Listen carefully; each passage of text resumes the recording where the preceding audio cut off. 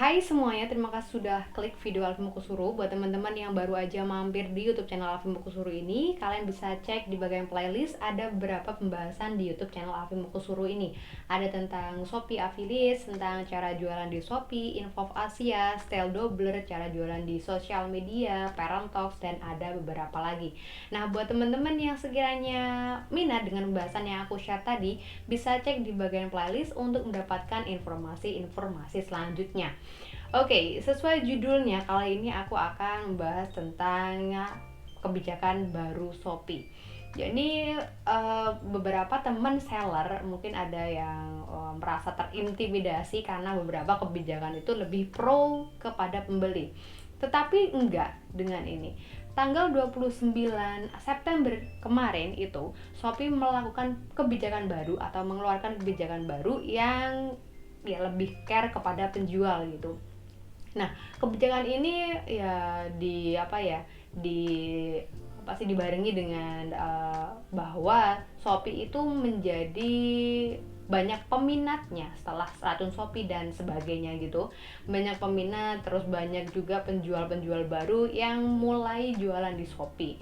Nah, terus kemudian melihat ternyata banyak yang minat dengan jualan di Shopee ini, Shopee mengeluarkan ketentuan dan syarat dan yang hitungannya itu yang pro dengan penjual yang baik-baik gitu.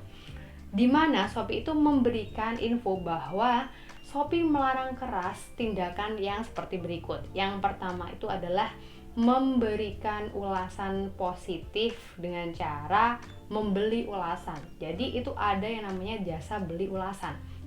Jadi ada orang yang memberikan ulasan kepada sebuah toko yang beli ulasan ini kepada pihak tadi, agar pihak penjual yang asli di Shopee ini, yang jualan di Shopee, ratingnya itu naik dan ulasannya itu baik, nantinya menjadi star seller gitu. Itu yang pertama. Yang kedua, melakukan fake order. Ini ya yang fake order. Fake order ini juga dilarang dari Shopee. Nah, makanya setelah tanggal 29 kemarin itu, kemungkinan besar orang-orang yang fake order akan memikir dua kali lipat untuk melakukan fake order ini, karena nantinya juga akan langsung dibekukan. Terus yang selanjutnya adalah melakukan yang namanya jual beli follower. Jadi kalau semuanya kalian itu terindikasi melakukan jual beli follower, nantinya akan di-ban juga oleh Shopee. Aku jujur lebih setuju banget dengan peraturan-peraturan Shopee ini, karena bisa mengikis ya penjual-penjual yang curang, terus kemudian yang nggak wajar, terus yang sukanya jualannya tuh nggak logis dan nggak wajar gitu loh. Pengennya dia tuh nomor satu tapi dengan cara yang curang, dengan cara yang kurang baik gitu. Kalau menurutku seperti itu. Ini kebijakan anti brushing ini jujur ada yang pro kontra juga sih.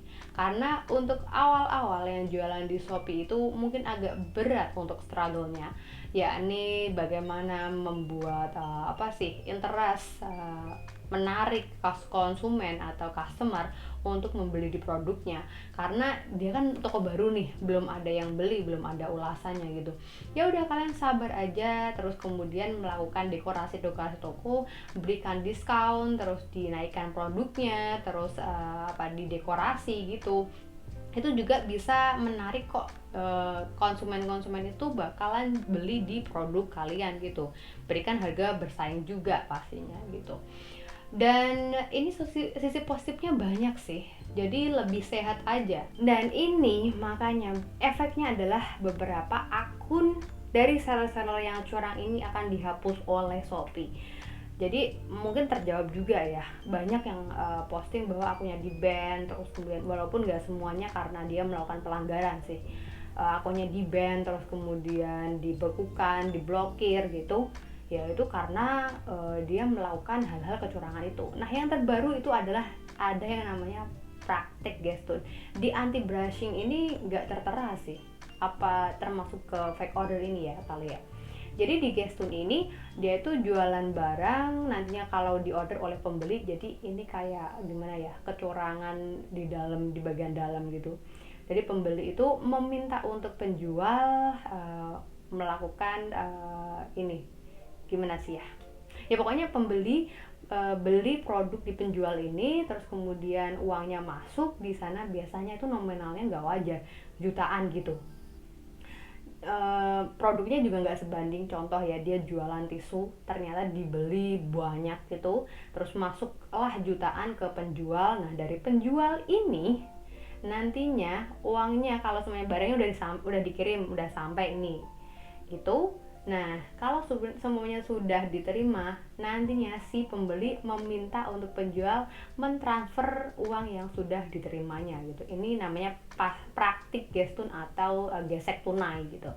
Nah, untuk indikasi ini biasanya dilakukan dalam satu kota karena dia butuhnya cepet kan. Jadi produknya dikirim via GoSend gitu dari penjual ke pembeli, terus ketika sudah sampai diklik terima dan uangnya ditransfer ke pembeli. Jadi kalau semuanya pendapatannya 3 juta itu nggak ditransfer 3 juta, akan ada biayanya entah sekian persen gitu, aku juga nggak tahu jujur. Jadi contoh kalau semuanya 3 juta, mungkin aja yang ditransfer itu cuman 2.500.000, tapi poin plusnya mungkin ya, bukan poin plus ya, ya keuntungan yang didapat dari pembeli adalah dia bisa mencairkan pay later-nya untuk dijadikan uang gitu. Jujur ini tuh adalah tindakan ilegal. Dari BI sendiri itu melarang yang namanya gesek tunai ini. Kalau di Shopee mungkin agak rentan untuk melakukan ini tuh masih bisa gitu. Kalau di Tokopedia, di marketplace hijau agak sulit.